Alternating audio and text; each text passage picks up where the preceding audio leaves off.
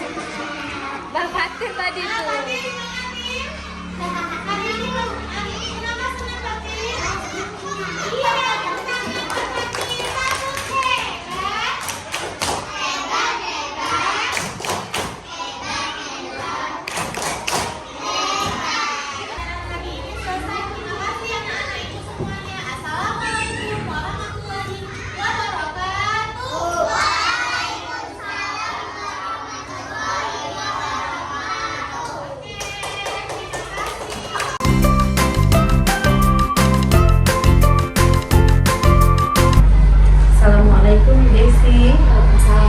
Bagaimana kabarnya hari ini? Alhamdulillah. Nah, kemarin kita kan sudah melakukan pra-observasi. Setelah itu juga kita sudah melakukan observasi. Dan sekarang kita akan melakukan pasca observasi ya Ibu. Ada beberapa pertanyaan yang akan saya tanyakan ya Ibu. Yang pertama Ibu, bagaimana perasaan Ibu terkait dengan berjalannya observasi kelas yang telah berlangsung?